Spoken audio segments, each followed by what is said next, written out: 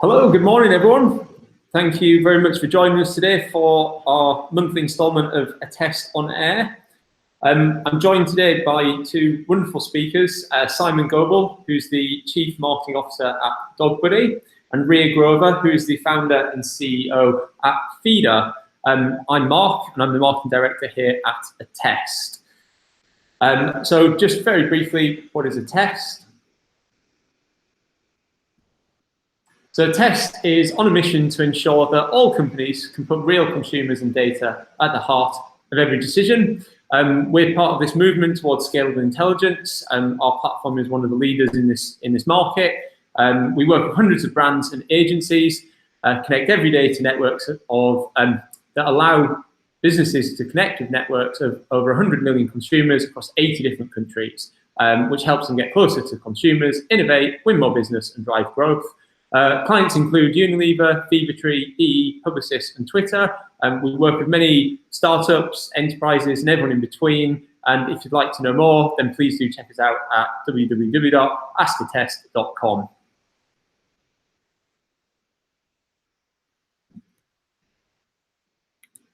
Okay, so what are we going to learn about today? So in this webinar today, we're going to talk about how to build a marketplace brand. Marketplaces are one of the most complex commercial models to execute. Got a nodding look from Simon here. To succeed, you'll need to win not one, but two types of customers, the suppliers and the buyers, create a seamless environment for both parties to transact in, and grow both audiences at the same pace. If you get it right, marketplaces can be some of the most successful and defensible businesses in the world. Just think of Uber, Airbnb, and eBay. So in this session, we've got two incredible market leaders in their space to talk about their successful approach to building marketplace brands. I'm going to briefly introduce them both, their bios, and then let them talk a little bit about their journeys to where they've got to. So Simon is the CMO at DogBuddy, as I mentioned. He joined DogBuddy back in 2015. Since then, he's helped the company expand into 8 European markets. They are the European market leader. He's grown an international multidiscipline marketing team to help spur on that growth. Before DogBuddy, Simon was the head of brand and communications at Wahanda, which is now known as Treatwell. And prior to Wahanda, Simon established the brand and communications team at online print company Move. So he's worked with some amazing brands and products, which is an incredible experience. And then we also have Riya, who's the founder and CEO of Feedr, as mentioned. And Riya is building out a curated marketplace that allows businesses to order healthy, nutritious food from London's best artisan vendors. And it's awesome, they were named one of the top 100 startups this year by Startups 100. Prior to starting Feedr, Riya worked in sales at Deutsche Bank and marketing at PepsiCo, and has an incredible background with an MBA from Harvard Business School and an undergraduate degree from Oxford University. So thank you very much, Simon and Riya, for joining us today. Thank you. Okay, so I'm just going to dive right in there. Let's get a bit more on you guys for context. Simon, if I start with you to my left. Tell us a little bit about the DogBuddy story, where it came from, what you're trying to do at DogBuddy. Yeah, certainly. So DogBuddy started all the way back in 2013, where our founder and CEO, Richard, was looking for someone to take care of his dog, Luca, which is Swedish, based in Stockholm. Was traveling a lot for work and looking around, couldn't find anybody to take care of Luca in the way that he wanted. Hated the idea of using a caged, traditional cage boarding kennel after a bad experience. So figured there had to be something out there. Turns out there wasn't. So like most kind of good business stories, spurred on by the need for something, he took it upon himself to start DogBuddy. And then since then, like you said, we've grown into 8 European markets, which is the UK, Spain, Italy, France, Germany, Sweden, Norway, and very recently the Netherlands. So that has kind of helped us grow this wonderful international team. I think we have about 12, 14 different nationalities split across 3 offices. So it really is kind of building this connection between dog owners who may be busy at work, out for the day, or even heading off on holiday to find local, reliable dog care near them. So we have an app for iPhone and Android, and web, obviously, Type in your postcode, find someone near you. Super simple. Amazing. Thanks, Simon. And Riya, could you talk a little bit about what inspired you to start Feedr? Tell us a little bit about the Feedr journey so far. It's not too dissimilar in that I guess everything starts from a feeling of need or gap in the market that I felt I'm very passionate about healthy food and eating well and really having the opportunity to have transparency in the things that I'm eating. And I felt that there's this great community of artisan vendors out there who produce very much in that way. And most people actually either haven't discovered them or don't get an opportunity to readily access them at their place of work because they're super time constrained or they're subject to kind of whatever chain or high street location is 5 minutes walk from them, which is often the more packaged, processed products on the market. And so I wanted to think about a distribution model that would allow these artisan vendors to produce sort of hundreds of meals simultaneously. We didn't think on demand was the kind of right model for a number of reasons. It's quite wasteful, it's inefficient, you can't really get to price points that are comparable with the high street. And obviously, it doesn't allow producers to sort of produce that much capacity for you because they're producing on demand. So the way in which we work with vendors is, they can supply sort of several hundred meals on a given day because we have a interesting sort of pre-order booking model for something like Deliveroo or Uber Eats, so it max out at 40 or 50 meals. So that's the first sort of opportunity that we saw. And actually, what we're doing today is we're launching what we call virtual canteens in companies. So we allow individuals within companies to order off daily rotating menus. And what we've realized is when people transact digitally, it gives us the opportunity to really start to understand their taste profiles and preferences and start to dynamically create menus that correspond to those. So whilst we started off with a fairly sort of simple concept of let's connect great producers with buyers who don't otherwise have access to them, I think over time it's really evolved into this sort of system for allowing individuals to really find food that fits their dietary preferences and access that in a regular way. So I think with all businesses, you start somewhere, but actually as you really get to understand the market, you find a much more nuanced pain point. So we launched a couple of years ago. We're now a team of sort of 12 in London and growing. We just raised a second round of financing. So congratulations. Expanding it and hope to be international soon as well. Wonderful. That's a great story. And let me just take one moment to say that both these services are amazing. Like the team use DogBuddy and think it's just such a great service. And we also get fed by Feedr, so I'm very happy to endorse how great the concept is and the execution as well. So thank you both for such great services. Now, we're talking about marketplaces. I'm just going to dive straight in to the most difficult question that you always get asked around marketplaces. It's the chicken and egg kind of question. You have to have both sides of the market to create this concept of liquidity, which is if you don't have enough consumers or buyers, then the suppliers aren't that interested because there's no one to buy their products or services. And equally, if you don't have enough products and services, then why would people go and visit the marketplace to buy stuff? It's a really difficult question. So I'm not always going back and forth. I'll start with you, Riya. How have you tried to solve this at Feedr? I think whenever you start a marketplace business, you always try and build up liquidity on one side first. There's usually a more obvious side. You can't sell something before you have a sort of supply base. We went about building up our artisan kind of vendor community first before we went out to sell to the end customer. Obviously, that became a problem very quickly because every one of the vendors that we were working with were like, well, we need more business from you. I don't think there is really sort of a single silver bullet sort of answer to this. Like, it is about sort of always constantly maintaining some kind of reasonable equilibrium and actually very good account management on both sides of the marketplace, because customers will always want more choice and more optionality and more flexibility. And actually, your supply base will always want more demand concentrated to them and more predictability about that demand. So our account managers play a really crucial role in managing expectations really well about not just saying yes, we'll get more variety on, but explaining that actually there is a lot of variety on the marketplace and helping them understand that variety and unpick it. But also, being very clear about what the sort of future roadmap is about things that they can expect to come on. Perfect, lovely. Simon, how about you guys at DogBuddy? Yeah, cool. I guess I'd echo some of the things that Riya said there. I think around setting expectations on both sides, especially in the early days, be able to build that base and say, we want you on board, but bear with us, and to kind of keep that relationship going, and then driving the demand side. I think in the super early days of DogBuddy, the demand we knew was already there. And actually, it was some of the team that would run out and have to kind of take a booking because there was not enough suppliers to build it. So you feel that struggle, but it's a fun struggle. When the demand starts outstripping the supply, you've got something right.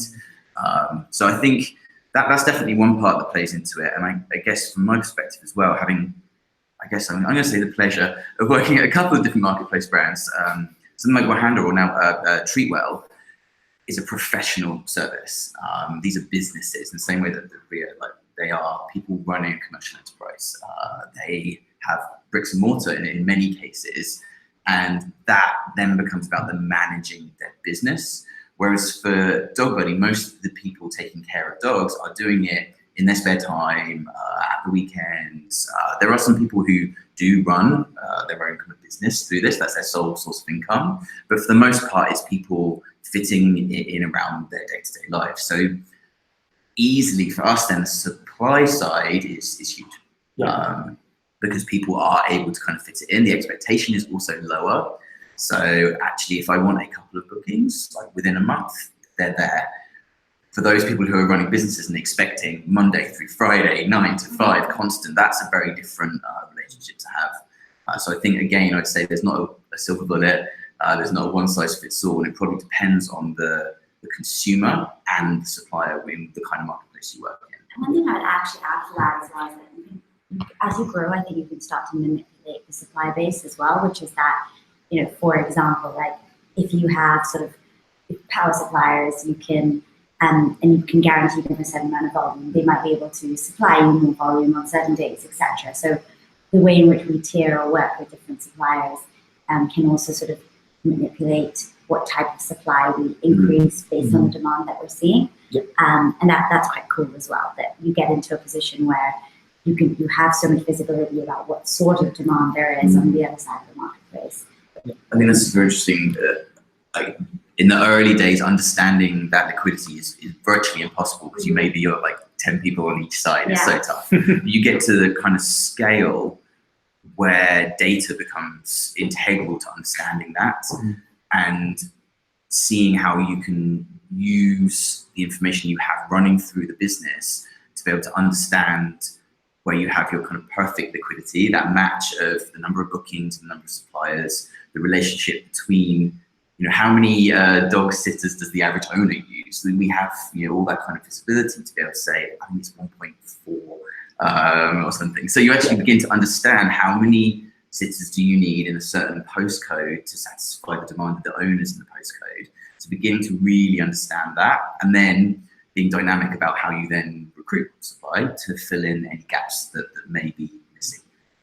So is that, I always like this idea of Northstar Metrics. So I think Facebook's Northstar metric in the early days was 7 connections within the first 7 days. And they knew if they achieved that, the person would stay and they would connect more. And there's, for many marketplace businesses, there's that Northstar metric, which is X amount of demand to supply. Do you think you've kind of figured that out? I don't think we have it perfect. No, not at all. And interestingly, the challenge of being in 8 different European markets that all perform very differently means that there is not a one-size-fits-all by country. And we even see, as you understand, different performance by city and rural locations. So there's so much complexity to that. It's hard to get to a single number, but I think that's where we're striving to get to using the information we have to be able to have that magic number you can look to and then base decisions off of that super quickly to be able to make changes where needed for the supply or demand. We have a similar situation that by industry, for example, where different cultures and different industries mean that their desire to have variety of food actually just really varies tremendously. So we'll have some industries where tech is notorious for wanting tons of variety and all the time, and it's probably symptomatic of the fact that they're really fast-paced, ever-changing, demanding industries. But you'll have some other industries where actually you could probably have 5 suppliers that you rotate across their menus constantly, and that's okay. So I very much hear what you're saying. We definitely haven't got to a sort of single ratio yet, and even if we did, I think we'd have to really allow for variation between different sectors that we work with. Yeah. Would it be giving away too much to talk about some of the metrics that you care about? Yeah, of course. I mean, for us, at the moment, we're sort of in scaling stage. So number of meals that we serve is sort of a universal Northstar metric for us. For us, retention and frequency of usage is really important for the end customer. So our only way to really gauge if we're building something habitual is to understand how many times per week a user uses us and for how many months they retain with us. That for us, really understanding customer behavior and getting our product right for them right now is what's going to enable us to scale. And I think the sort of figuring out exactly what the composition of the supply base is to fuel that at scale, I think will come. But for us today, it's all about acquisition and retention metrics. Perfect. Have you got anything? Yeah, I mean, it's a similar thing for us. It's bookings rather than meals, but yeah, it's the same kind of thing, or the number of nights booked. Definitely, that's what's driving the growth within the business. I think the other metric, as it relates maybe more to the supply side, is ratings and reviews. So actually keeping quality high, which is super important to us. Leaving your dog with somebody is like leaving a member of your family. It's like a child for many of the dog owners that use us. So for us, ensuring quality comes from the community. And that's, I guess, one of the beauties of a marketplace. You have that. Some allow you to rate on both sides, to rate the supplier and to rate the consumer, like Uber, for example. We only actually offer at the moment the rating of the sitter, like the experience. A lot of the sitters have asked to be able to rate the dogs, which seems unfair. The dog can't rate the sitter, but the owner will. But keeping that quality high gives us that metric to constantly check in on. So if someone's not getting a 5-star, we want to know why. And it allows you to investigate, talk about ways that things can be improved for that particular sitter, which ultimately improves the experience overall.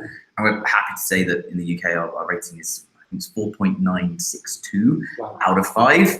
And I think that's a testament to not only the community leaving those reviews, but how our operations team jump on that, respond to it, and make sure that we do keep that experience as positive as possible. Yeah, that's a great point. We're both betting marketplaces where the quality of the supply matters tremendously, and same for us, the value of the reviews that we get, and also the value of understanding who people are booking or not booking from, gives us a lot of information about which suppliers are performing well versus not. Allows us to kind of keep a high quality marketplace. And ultimately, I think there's a lot of, when you build a marketplace business, you see them on the full spectrum of those that are very light touch and those that are sort of very kind of high value add. And I do think if you can use technology to sort of be very value add without needing a lot of headcount, you've sort of hit the right sort of box in the quadrant. And the reason I say that is because my belief is that very light touch marketplaces, whilst they look great sort of from an investment standpoint, actually I don't think necessarily stand the test of time, because they potentially become disintermediated eventually. If the marketplace itself is not really adding any value, you question whether or not you really need that structure at all. And so we're very much thinking about how we can really add value in terms of the vetting process, the onboarding process, all of these things that will really matter to the end customer without needing, thousands of people to do it. Yeah. The dual review thing just makes me think about that Black Mirror episode. Yeah. That? It's a very dystopian idea if it gets rolled out to everything. But but reviews are obviously, and I'd love to talk about disintermediation, because that's obviously a crucial thing for marketplaces to avoid long term. But just before I get onto that, reviews are one mechanism for building trust, which is obviously incredibly important to the mechanics of marketplaces. What are the ways do you try and build trust into your marketplace? We like to really write about and put out a lot of content about how we curate, and exactly a lot of details about what our vendors are doing. So how they're sourcing food, sort of what sorts of meat, fish, and vegetables they're using, what ingredients they're choosing, what their philosophy is around producing. We do that in a couple of ways. One is, through our blog and through kind of on-page information, but increasingly we're also trying to integrate that into the full buying experience. So anybody who wants that information has it readily accessible. The second is, I guess, building a strong brand for ourselves in our ability to vet and curate. Ultimately, people who use our marketplace have to trust our ability to pick suppliers, and there has to be a bit of good faith and trust around that. And so, just communicating as much as we can about the way in which we're trying to do that is, I think, a very strong component that builds trust. And then certainly the reviews that customers leave, and trying to be really transparent about that. Brilliant. And we're going to dive into brand, of course, brand building in a few minutes. Simon, how else are you trying to build trust into the marketplace? Yeah, I think not in a too dissimilar way to Riya here. The vetting process is crucial for us. We, in the early days, worked with independent animal consultants to actually build a process that was as good as, if not slightly better than, a lot of the rehoming charities. Actually knowing that we had to go through these steps to make sure that a dog owner could feel comfortable and safe with the idea that they were leaving their dog with somebody. So actually building things into our process, sitters have to go through an assessment, an online assessment, which is not a simple, do you like dogs, yes or no? It asks a lot of things around emergency care and planning, knowledge about basic dog health.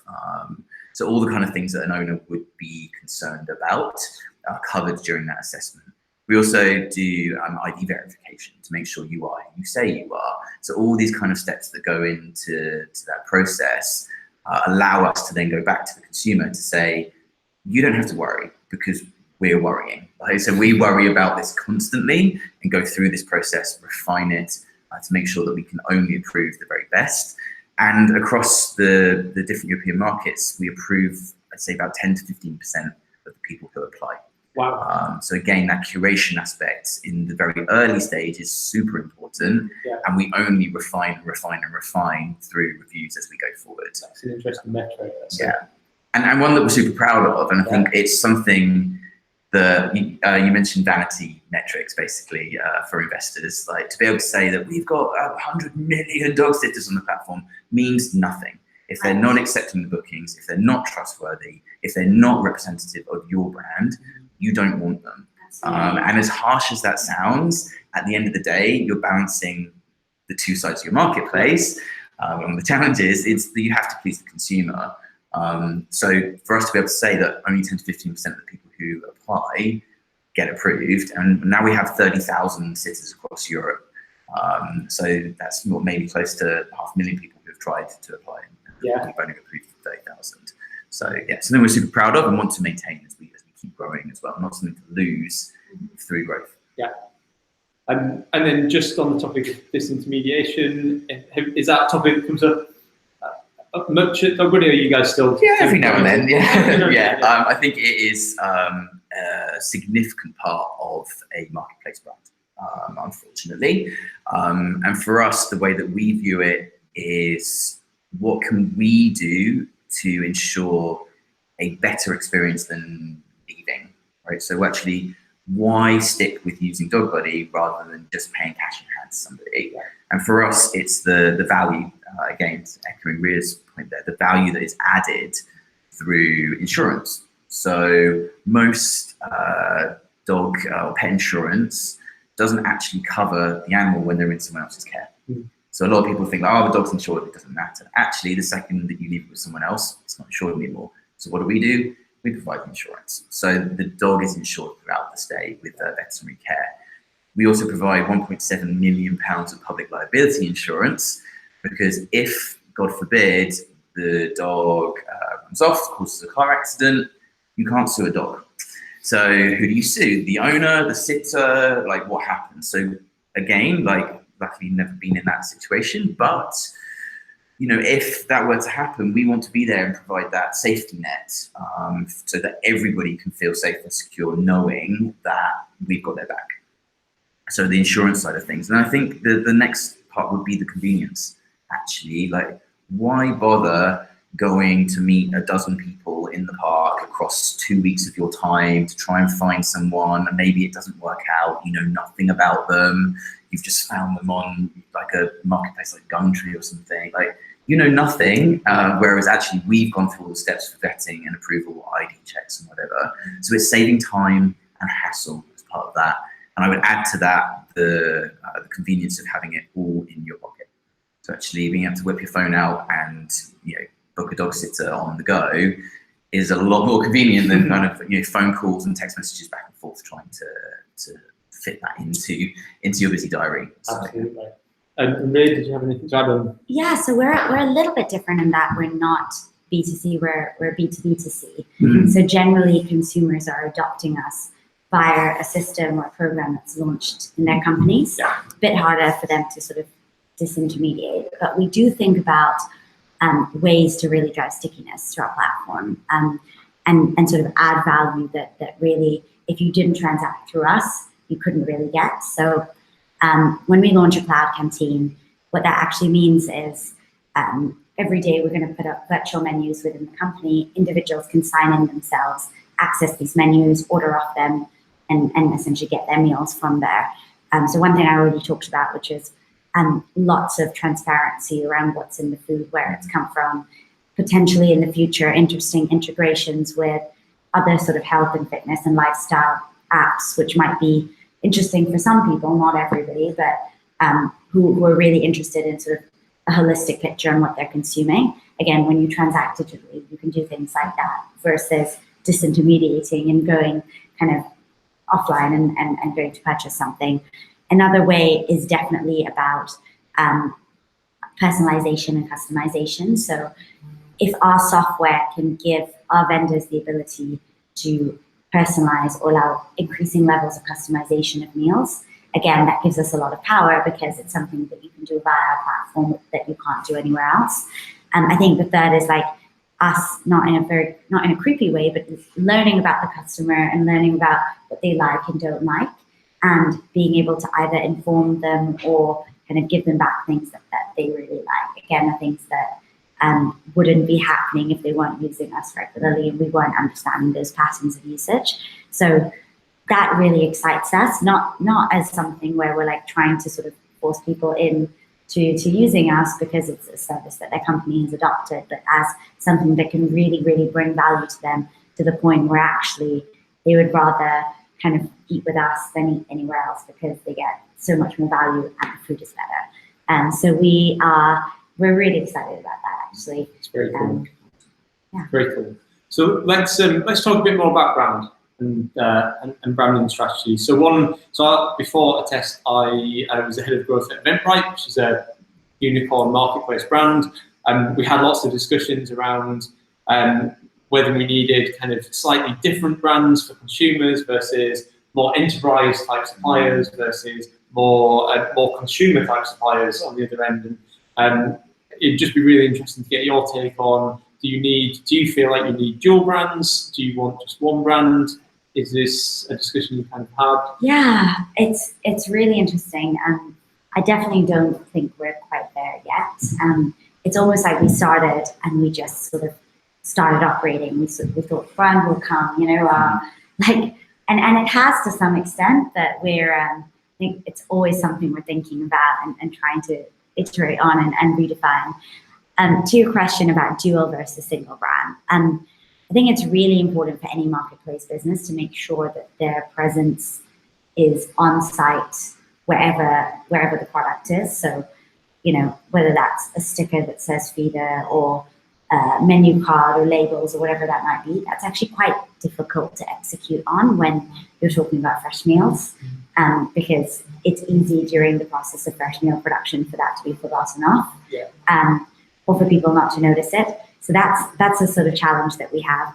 On the other hand, the whole point of being a kind of vetted marketplace is like, we do want to weed off the suppliers that aren't meeting our standards, our quality standards. Even though we have a really rigorous onboarding process, if we do find that ratings aren't quite up to scratch, we want the ability to offboard bad suppliers and not have to have our brand entirely associated with the produce and the products that they're sending out. And so we can't, and so we do, what we think about really is a co-branded experience. So every sticker eventually that we send out, every box that might have some elements of our branding will also have elements of our vendor's branding, so that they know that the fulfillment experience is ours, but actually the products is that vendor's. And the last thing I would add in our case is actually that our brands that we work with, people like Detox Kitchen and Delicious Liella and Gail's Bakery, like these are people who have, these are companies who have built out phenomenal brands themselves, and we'd be foolish as a marketplace not to leverage that in our own brand. Yeah.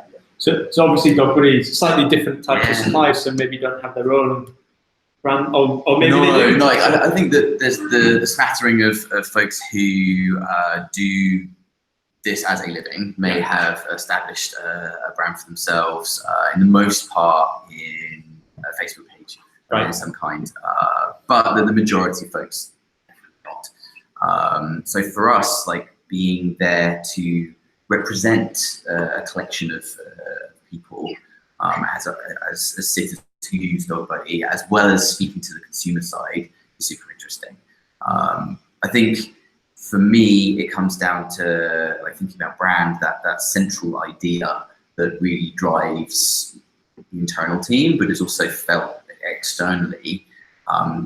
There is an absolute, I don't see any reason why that can't be integrated and tied together. How it manifests itself may differ slightly. So in our example, it doesn't. So our tone of voice, the way that we speak to our citizens is the same way we speak to our owners. We don't take a formal corporate route with the supply side and a friendly, happy-go-lucky tone of voice with the consumer side. For us, we treat everyone as equal, and that should be felt in the way that we write.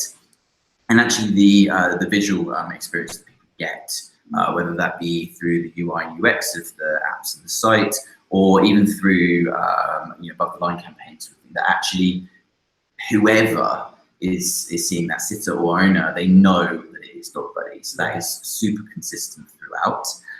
But I do know of brands that have taken a route to say, well, we're going to set this side of our palette aside for supply and this side of our palette aside for consumer. So actually, it's easier to differentiate when you are one or the other, because the experience looks or feels slightly different.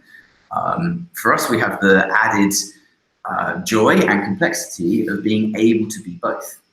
You can be an owner who leaves your dog with somebody when you go away, but you can also be a dog sitter. So there's like having these two different sides of the brand wouldn't necessarily work for us, because we have this subset of folks who are happy to use the service themselves and offer the service themselves. Whole another level of complexity. So if when you're launching a campaign above the line, let's say, do you have in mind that you'd quite like it to attract both sides of the marketplace? I think we're fortunate enough, because who wouldn't want to be a dog sitter, right? So we get so many people who want to come and do what we offer, and we only approve a small amount. So actually, as a marketing team, we've never really focused something like an London Underground campaign on recruiting sitters. However, people see the campaign, they understand the concept of it, and think, hey, I could do that. So it's not necessarily anything around the messaging is designed to speak to both sides, but it does. Anytime that we're fortunate enough to have press mentions we always see the sitter applications go through the roof. Yeah. Because again, who doesn't want to make a little bit of money by looking after dogs? So for us, that hasn't been a challenge, and it's not something we focused on. However, I appreciate for a lot of many marketplace brands, going back to our point around liquidity, they want to drive both at the same time, and they need to speak to both at the same time. Yeah, and same kind of question to you, Riya. Do you have kind of two separate teams or two separate campaigns that would look at both supply and demand, or do you try and achieve both with one? We do have two different teams. So we split out our sort of vendor management to our customer management. However, it's the same marketing team that essentially supports both. And it's definitely, I would say, the same brand identity and tone of voice that both teams ultimately sort of adopt and trickles down into, I guess, what the end customer kind of experiences. We definitely treat both sides of the marketplace as customers, but for us, value that we can really unlock and drive is through great relationships with our vendors and innovating together and co-branding together. So again, we don't, kind of like Simon, we don't strongly differentiate in this sort of way in which we approach them, but we're a little bit too small right now to, I guess, really split out concretely a different sort of brand positioning or like very clear difference in messaging. We're still sort of small enough where actually what often determines the kind of tone of voice and culture is the personalities within each of those respective customer and vendor teams. But it's interesting, like, to see businesses go through phases, because that is starting to change, and we are starting to kind of create a bit of a universal brand book and have our team members really sort of apply those principles in the way in which they approach and negotiate with or kind of work with end constituents on either side of the marketplace. But it's a really interesting question, and I think as a founder, one that like I'm really constantly thinking about, which is what is the extent to which it's us versus the brand that they've seen. No, that makes a lot of sense. And when I joined Attest, we went through an exercise it's called a brand sprint, and there's a really great write-up of it by Google Ventures. Okay. I'll send you a link after. If those who are listening, if you kind of search out, it's a long blog post on Medium by one of the Google Ventures partners around this brand sprint. It's a really great exercise to try and come to a defined understanding of your brand, your positioning in the market. Yeah, it worked really well and helped us center what we meant, what we were standing for, who were our key customers, how we were different, and all those kind of core branding concepts. Yeah. So yeah, that's. I think one thing I would say is that we have a really strong internal culture as a team. So the values, I think the values are held in the heads of the people who join us and work for us, and that does translate through into a tone of voice and the way we come across. I think that is quite consistent externally and internally. But as the company grows and as we go through the next phase of growth, I very much recognize that we need to sort of institutionalize it to some extent, so that it's really consistent. Yeah. And so earlier, Riya mentioned how important content was. Is content a big part of DogBuddy's marketing strategy and brand building? Yeah, across different segments as well, I think I'd say. Like on the consumer side, definitely it's a way of helping positioning ourselves as thought leaders in the space, informing owners around things that aren't necessarily directly related to the service that we offer, but knowledge from partners like MediVet or Village Vet that we can draw on and share. We have an amazing relationship with the RSPCA, who we donate to whenever we make your first booking. They're happy to provide us with content around the really important campaigns, dogs dying hot cars, things like that we're able to share with our customers. So we've got that kind of side. And then there's the really functional side of the content around FAQs and making that whole process easy to understand, transparent as possible, and including both sides of the marketplace in that. So sitters who use DogBuddy appreciate that they are working alongside us to improve the life of the dog and its owner. The owners understand that the sitter is offering the service and DogBuddy is helping them do it. So everyone kind of appreciates their position in that three-way love triangle that we have. That we have this this understanding of who does what and the parts that everyone plays. So that kind of content is super important. It may not be the sexiest, but it is actually very important to communicating how this works, what part everybody plays. It's easy to overlook the less sexy things, but they're ridiculously crucial. So that's a really great point. So I've had the 5-minute warning, so I've got a couple of kind of finishing questions. Are there any, and Riya, I'll ask this to you first, are there any other marketplace brands that you particularly admire and not necessarily model Feedr after, but take some inspiration from? I mean, I think Airbnb is tremendous. They really redefined a category. They became a category king and actually created so much value where no value was being created. And I think they have been very, very quick to understand the sort of broader ecosystem that they operate in and embrace that. So for example, this whole community gets built up around helping Airbnb owners sort of like make their houses sort of more prepared for an Airbnb experience. And Airbnb is integrated with some of them in quite a smart way, or they've just launched experiences because of course it makes sense to, offer experiences when people are visiting a city, and the types of experiences that they want can really well be understood through things that they do in other cities. So I think that's very intelligent. Where they're actually a customer of ours, and we're talking to them about a potential collaboration. And having seen the way they think really holistically about travel and lifestyle space generally, and really understand the modern millennial is very, very interesting.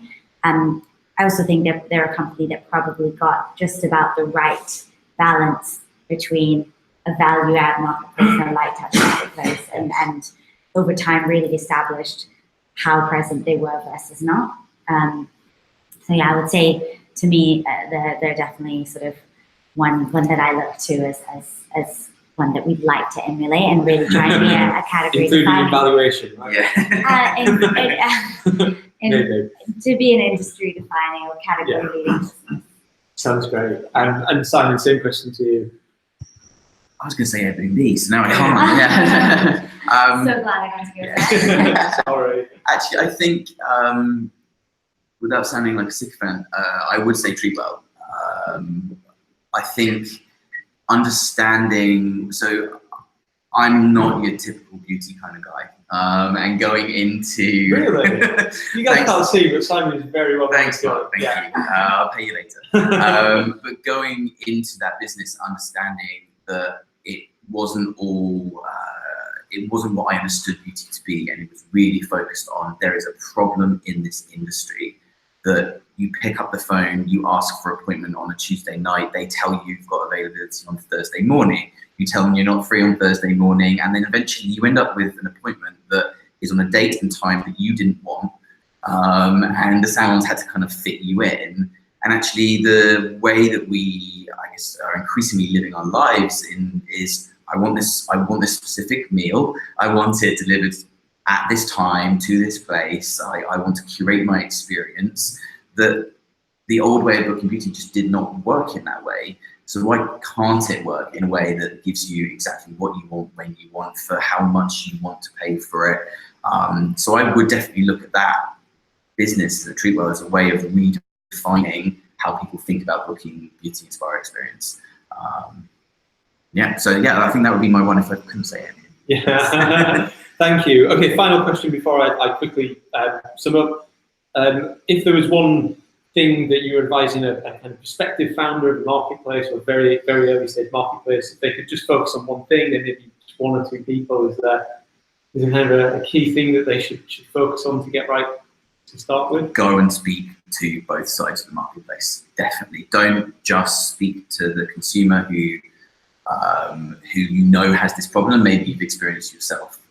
There may be a problem because there's an issue with how supply works currently. So actually your biggest challenge may not be finding the demand and everything, it may actually be fixing how supply or changing how supply works. So take the time to sit down with both parties and really understand the problems with both sides before anything else. And even consider getting them in a room together to see what that conversation is like. I'm a big fan of research, hence me being a big fan of Attest. If you can't go to that level, like grabbing some people, friends and family, grab them off the street, whatever it may be, have those conversations and have them early, because it will really define how you build the product, what your positioning looks like, and even eventually the kind of team you end up building as well. I'm hoping that's what Riya was going to say. That's exactly what I was going to say. But I think one other, point, which holds probably for most marketplace businesses, is that you typically will take a very small percentage of the overall transaction value, and therefore volume is really, really important in a marketplace business. So, whilst in the early days, you're just probably thinking about, is there even demand here? Or is there even a supply base that might work? And you're getting really excited by seeing sort of a little bit of kind of natural pull from either side. That don't get me wrong, that is probably the most important thing. Like, if you don't have that, you don't have a business. But very quickly you will get into scaling mode and and developing a very good appreciation of actually how big that market is on each side and where the constraints are going to be is a really crucial factor. Because if you find that actually there is no more than 10,000 suppliers out there, even if you were really innovative and you stretched the market and you got new people producing whatever you're producing, and actually that when you slice the commission of the number of transactions you do, you'd find that was actually very small, then there's probably not potential there. So always keep in mind that the potential supply base, even if it doesn't exist today, the potential for it has to be big enough that makes a marketplace business worthwhile. Perfect. That's amazing advice. So we've gone through how to build a brand and how to think about branding in a dual-sided marketplace, liquidity, disintermediation, building trust and trust mechanisms, research and understanding your market. It's been so much value add from Riya and Simon. Thank you both so much for joining us. Thank you so much. That's really great. And just to finish up, of course, if you need to know more about your market, particularly the consumer side, then please do check out Attest. We can really help you understand what it is that might motivate consumers to want to buy from a marketplace, what problems they want to be fixed. And then if you already have a marketplace and you're kind of trying to build that brand, then we can work with you to figure out what your brand stands for, how consumers see it, how widely known it is, and give you key points that can improve and build that brand. So please do check us out. We work with a number of great marketplace brands, including DogBuddy, Treatwell, Urban Massage, Uber. So we're kind of well versed with working with great marketplace brands, and we'd love to work with you too. Thanks very much for joining us. Thank you.